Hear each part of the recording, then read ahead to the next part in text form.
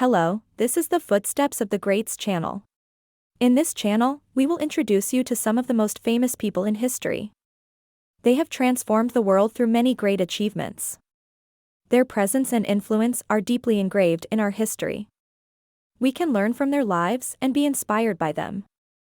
India's history and culture have been shaped by the outstanding contributions of many great men and women. Their greatness has influenced many people from ancient times to the present day. Ancient philosophers delved deeply into the nature of human existence and the universe, producing classic works such as the Vedas. These teachings continue to inspire many people today. Poets also created beautiful poems and stories to express their sensitivities about love, nature, and religion. Epic poems such as the Ramayana are especially loved by many.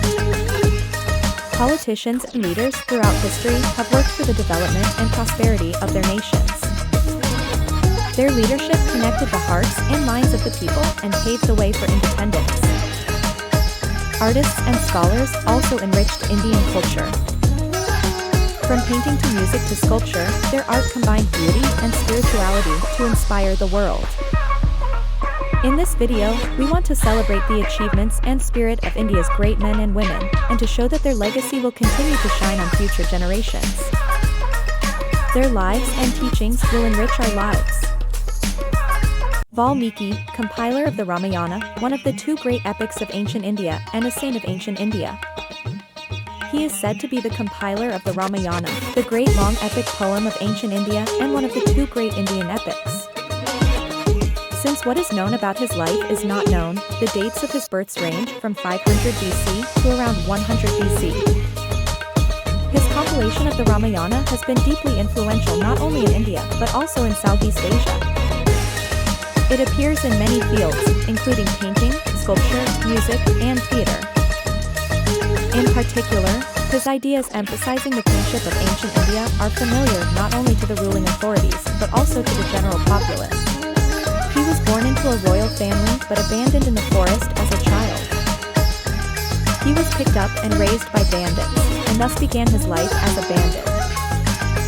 He found the holy nymph Narada and attempted to attack her, but Narada told him off and he begged for forgiveness.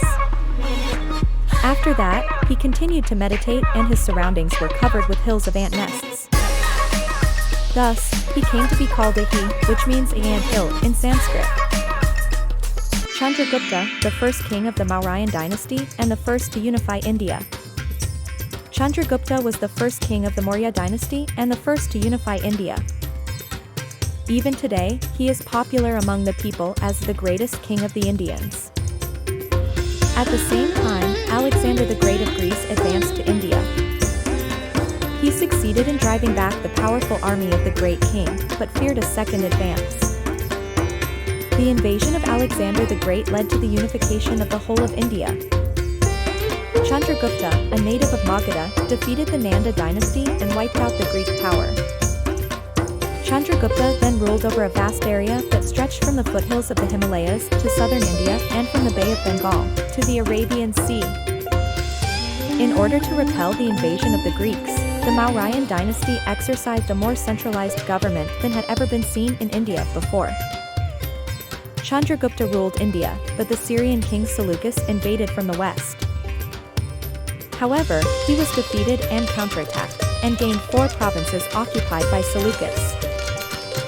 Thus, the Mauryan dynasty reached its peak during his reign. King Ashoka, who established the Mauryan dynasty and brought all India under his rule. He was the third king of the Maurya dynasty, who ruled almost all of India and established the heyday of the Maurya dynasty. After the death of the Buddha, he brought Buddhism under his protection and expanded the area of faith. He built numerous stupas and assisted in the collection of Buddhist scriptures. It is also said that it was during his time that Buddhism was introduced to Sri Lanka. He won the Kalinga War around 265 BC, and the lower reaches of the Daya River, the battlefield, were filled with the corpses of many soldiers. This battle made him keenly aware of the tragedy of war, and he took a vow of non-killing and non-war, and became more devoted to Buddhism. He left inscriptions all over the country to prevent his descendants from making the same mistake. Ashoka's inscriptions can be found on ancient trade routes and pilgrimage sites in present-day India, Nepal, Pakistan, and Afghanistan. They also admonish people to respect their parents, to take care of living beings, and to criticize other religions. Chandragupta II, the king who blossomed the Indian culture and was the most powerful king of the Gupta dynasty. He was the third king of the Gupta dynasty in ancient India. He succeeded his elder brother Ramagupta as the third king. He inherited the policies of his father Samudragupta and uniformed the neighboring countries. He then unified northern India by uniforming western India and western Kshatrapa. He also extended his influence to southern India by bringing the Vakakata dynasty, which ruled the Deccan Plateau, under his influence through intermarriage. During his reign, Indian culture flourished. The Sanskrit script flourished, and astronomy, mathematics, literature, and other sciences flourished. From China, F.A. Hsien visited India in search of Buddhist scriptures. In the Abulgi Koki written by Hokin, he is referred to as Chonichi Wang. According to the records of the Buddhist state, the Gupta dynasty was highly prosperous, and the system of government officials was highly developed. Nagarjuna, the legendary founder of Mahayana Buddhism. His life is still not known strictly from a historical point of view, as there are no original Indian texts that have been handed down to us. He is said to have been born into a Brahmin family in South India. He was born wise and could understand anything just by hearing it once. From an early age, he recited the sutras chanted by the Brahmins and understood their meanings. In his youth, he was well versed in geography, divination, and prophecy. Later, after completing his Brahmin studies at Nalanda Monastery, he was ordained.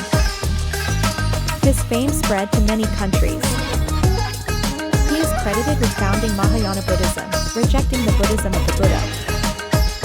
He was also the founder of the Chungkwon school, the theory of the middle way. Chudo means the true and true way, and we thoroughly pursued the middle way. His idea of the middle way eventually made its way to Japan, where it had a profound influence on various sects. Thank you for taking time out of your busy schedule to watch this video. By learning from and sharing their words and way of life, we have a guidepost for personal growth and goal attainment. If you would like to join us, please rate this channel highly and subscribe to our channel. Your one click will encourage us to bring the wisdom of great people to more people. Let's share the joy of being inspired and learning from the footsteps of great people together. Also, if you find the videos interesting, please take a look at our other videos and playlists. See you next time.